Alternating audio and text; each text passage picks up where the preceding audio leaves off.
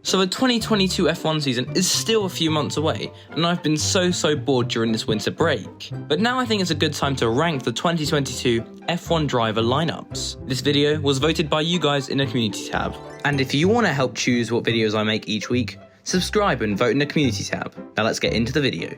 Now as always, let's start this list off with Haas. In my opinion, Haas still have the weakest driver lineup for 2022. Schumacher showed that he had skill, but the car was not good enough. The joke that sums this up the best is Mick was demoted from Prema in F2 to Haas in F1. And I don't think Mick will be able to prove to Ferrari that he deserves that seat for 2023, as the Haas car is not really there to showcase his talents. Now he has had some exceptional performances, for example in Hungary, and he's gotten into Q2 twice in pretty much an F2 car. I think Mick will follow the same pattern he has in junior formulas, where he takes 1 or 2 seasons to warm up a bit and then he'll get better. Although I don't think this progression will be as quick, as F1 is not a spec series, whereas F2 and F3 and so on are, but it all relies on if Haas can make a good car for 2022. The Haas team made it very clear that they were scrapping 2021 and focusing all their development on 2022 in the hopes that the regulations will boost their car up the order. Now let's talk a little bit about Nikita Mazepin. His debut wasn't too impressive. For an F2 race winner, I expected a little bit more. Although Mick did have more crash damage, but I think this could have been because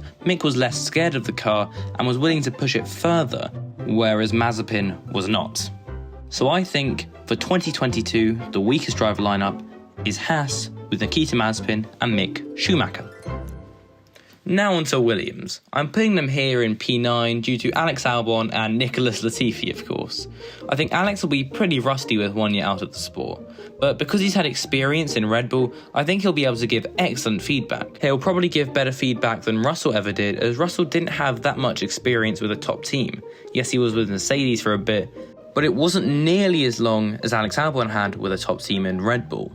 Hopefully Alex's move is like Pierre's when Pierre went back to Toro Rosso in 2019. Hopefully in Williams, Alex can gather his reputation back and his confidence. I think Red Bull were quite harsh on how they promoted Alex in his rookie season, and then they put a lot of pressure on him to perform against Max Verstappen. Now, him and his partner, Nicholas Latifi, are both going into their 3rd year in the sport. I think Latifi is improving and shows some promise. So I think that Nicholas Latifi and Alex Albon will rank 9th on the driver lineup rankings. So next, I'm putting Alfa Romeo. I think Bottas will hopefully be carrying the Alfa Romeo team, but as for Zhou, it's quite unpredictable, as he's a rookie of course. His F2 career was okay. He was one of the title contenders in 2021, but actually dropped off the pace in the last few races and lost 2nd place to Robert Schwartzman. You're actually more likely to get to F1 if you finish 3rd in the F2 standings rather than winning the whole championship, which is strange. As for Bottas, I think he'll carry the Alfa Romeo team, and maybe we'll actually see how his racecraft is. Because since he's been at Mercedes the past 5 years, we haven't really been able to see where he compares to everyone else on the grid, considering how dominant the Silver Arrows were. So for Alfa Romeo, I'm putting them in P8. If you've enjoyed the video this far, please do consider subscribing. It's free, only takes a few seconds, and you can always unsubscribe later if you want. My goal with this channel is to build the best F1 community there is, and if you want to help me do that, leave a like and share the video with a friend. Thanks. Now here is AlphaTauri in P7.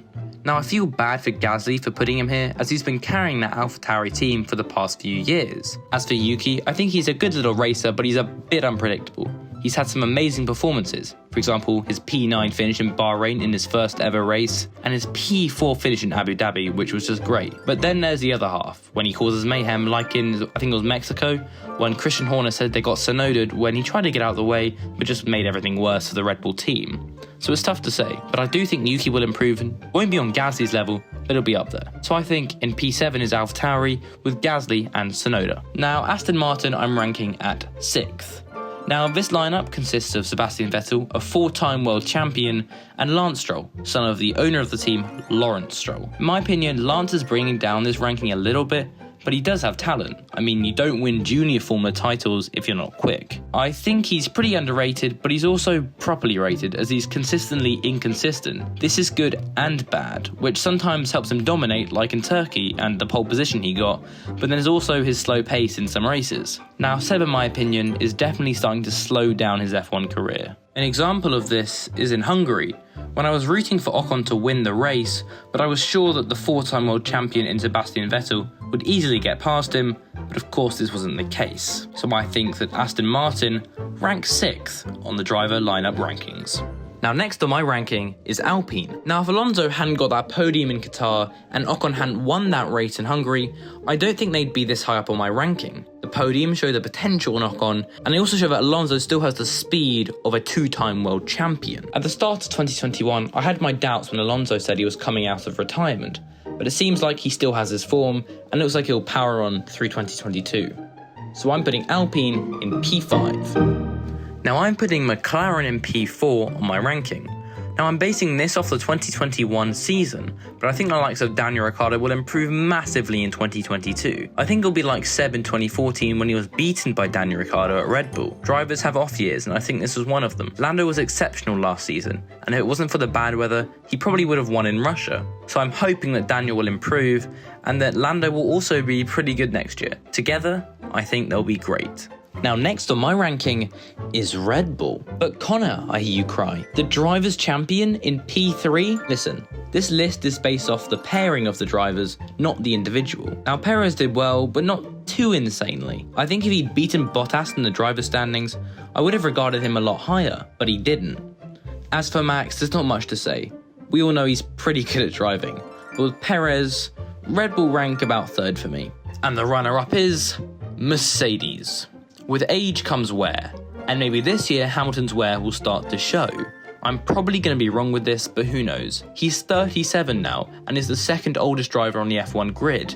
If he even returns this year, watch this video here to hear my thoughts on if he retired. As for Russell, he's so unproven that I don't know where to put him. Now when I say unproven, I mean that we've seen him in a Mercedes once.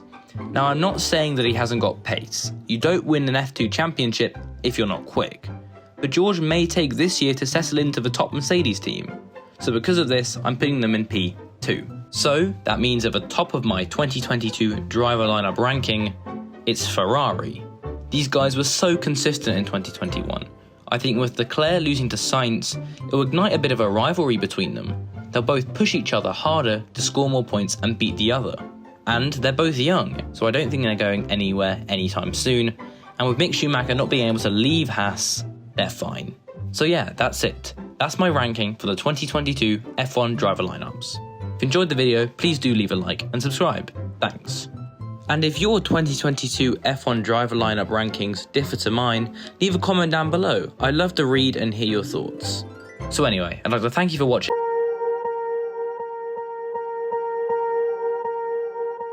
Swear I won't forget this, why do I regret this? In my mind reckless, thoughts are feeling endless. Sitting up, I'm breathless, anxiety's infectious. I feel so defenseless.